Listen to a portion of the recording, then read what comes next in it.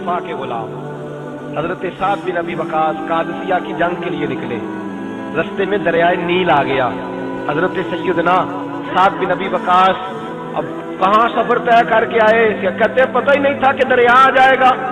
अब दूर दूर तक पुल कोई नहीं। सहाबा कहते हैं दुश्मन ललकार रहा। हजरत साद बिन अबी वकास दरिया किनारे खड़े हुए, ईमान, यकीन और इस्तिकामत, डट गए। कहने लगे ओ दरिया, अगर तू हजरत मूसा की नाफरमान कौम को रास्ता दे सकता है, मोहम्मद अरबी के वफादार नौकर हैं, हम तो रसूलुल्लाह के मानने वाले हैं। दश्त तो दश्त है, दरिया भी न छोड़े हमने, बहरे जुल्मात में दौड़ा दिए घोड़े हमने, पर मैं छोड़ रास्ता। सहाबा कहते हैं उस वक्त हमने नारे लगाए जब दरिया ने रास्ता ही छोड़ दिया। कहते हैं फिर अल्लाह रसूल पर हम जिक्र करने लगे, दुरूद पढ़ने लगे, दरिया से रास्ते बन गए। फरमाते 10,000 का लश्कर गुजर गया।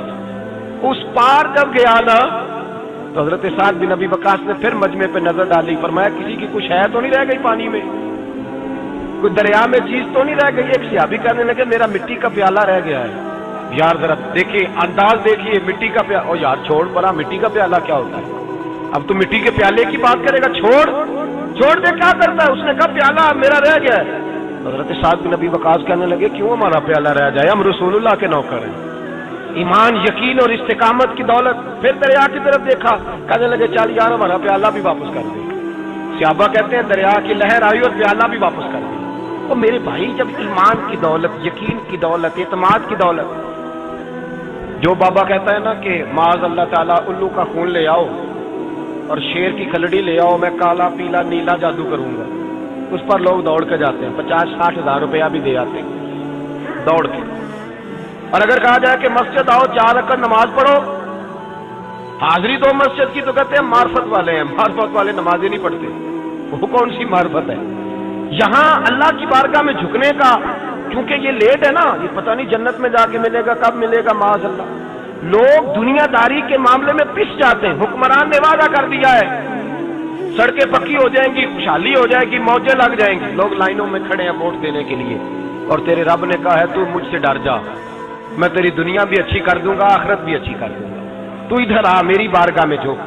लोग इत्माद और यकीन को ओहाम परस्ती का शिकार है, हम लोग वहम का शिकार है, हम लोग बदशगुनी, ऐसे हो जाएगा वैसे हो जाएगा, हम इन चीजों का शिकार। भाई एतमाद की दौलत पैदा करें, यकीन अपने अंदर पैदा करें, ईमान पैदा करें, डट जाए रब रसूल का नाम लेकर। हजरत उमर का जमाना था, मिस्र फतह हो गया, हजरत अमर बिन आस गवर्नर बने। रिवाज ये था मिस्र के अंदर के एक दरिया चलता था, दरियाए नील, और सारे मिस्र का इन्हिसार उसी दरिया पे था। फसलों को पानी भी लगता उसी से, जानवर भी उसी से पानी पीते, खेतियां भी उसी से सैराब होती। साल के बाद वो दरिया खुश्क हो जाता, साल के बाद वो दरिया खुश्क होता, और जब खुश्क होता ना तो एक कवारी लड़की कत्ल करके दरिया में डालते, फिर वो दरिया चलता। आज भी बहुत सारी जगहों पे ओहाम परस्ती है, कहते हमारे आस्थाने का तरीका है। मैंने कहा आस्थाने का, उस आस्थाने का तरीका होता है जिस आस्थाने का ताल्लुक दरे मुस्तफा से होता है। बाकी किसी आस्थाने का अपना कोई जाती तरीका नहीं। तरीका वो जो मेरे नबी पाक का तरीका है, उससे हटकर कौन सा तरीका है। हमारे आस्थाने का तरीका है, हमारी ये रस्म है, हमारा ये रिवाज है, उठा के भाग जाओ रस्म और रिवाज। हमारे रस्म और रिवाज रसूलुल्लाह की सुन्नत के पाबंद है। सारे बोलिए